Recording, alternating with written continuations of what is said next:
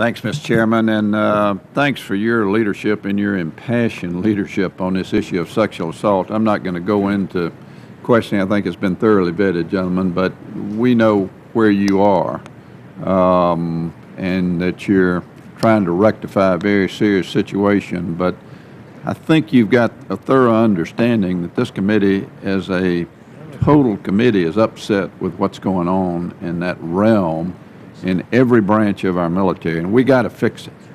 The system is broken, and the chairman's leadership on this, and as he said, in a bipartisan way, I think addresses it fairly, but we'll look forward to that debate on the floor. Let me, General Dempsey, in your answers to advanced questions from the committee, you said, and I quote, "We are at risk of strategy and solvency if sequestration is implemented as currently presented by law." The word strategy and solvency sounds like sending unprepared troops into combat and not being able to take action against threats to national security and not being able to assist allies and partners in unstable regions. Is that what you meant?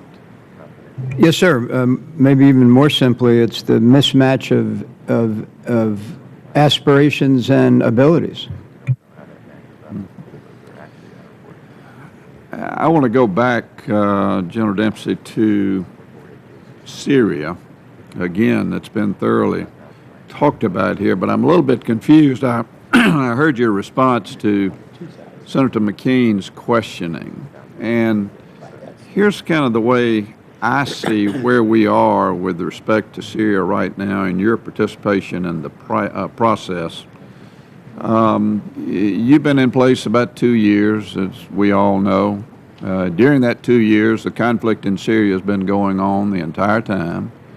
There's been virtually an uncontrolled slaughter going on inside of Syria, and I note that even the President's nominee to be ambassador to the United Nations said yesterday in her hearing that the failure of the UN Security Council to respond to the slaughter in Syria is a disgrace that history will judge harshly.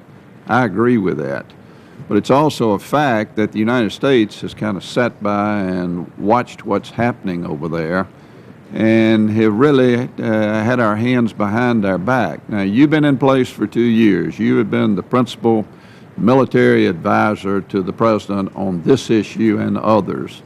Has the President followed your advice on the involvement of the United States in Syria? The President has asked for options, and I've provided them. We've provided them. On the issues, has he followed my advice? The issue is whether there's two issues at work. Could we and should we? I've advised him on could we. He nor anyone else has actually, we haven't gotten into a conversation about should we, except as it relates to the current path, which is one focused primarily on building a moderate opposition. Well, I'm taking that to mean then that that the President has listened to your options, but apparently you haven't picked a side or been forceful in what you think the President ought to do. Am I correct? Well, sir, let me talk about the role of the Chairman, because it keeps coming back to that. It's my responsibility to provide options about the use of force and how they would contribute to a broader strategy, not in isolation.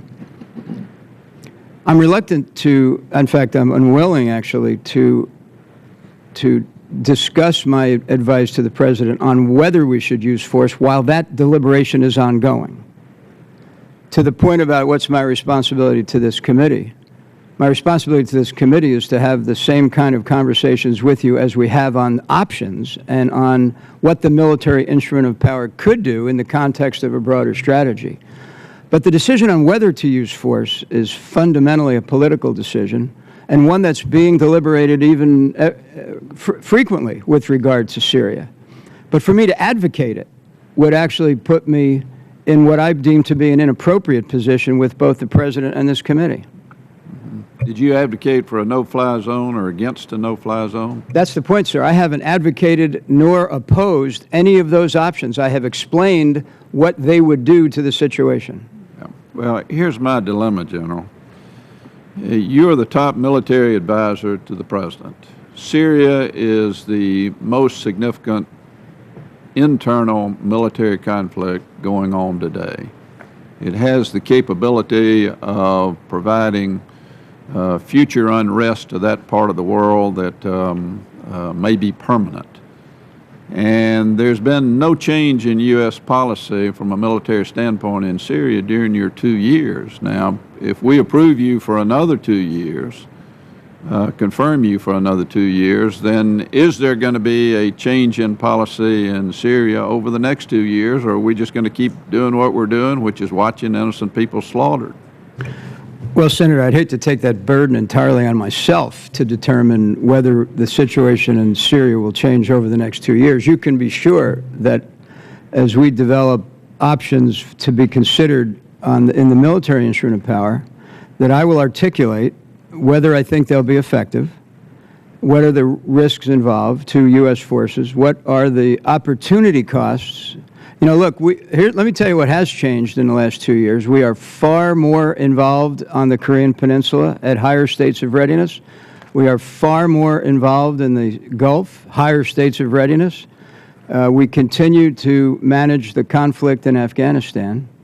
And so there are some significant risks we are accruing while we also are engaged in trying to determine how to match ends, ways, and means in the face of sequestration.